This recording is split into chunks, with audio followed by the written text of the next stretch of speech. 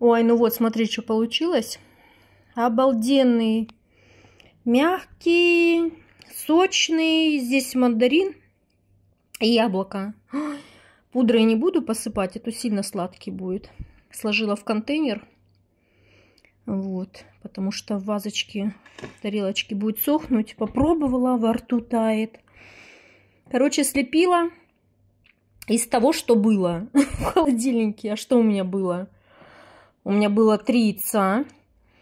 3 яйца, сметана немного, сахар, мука, соль.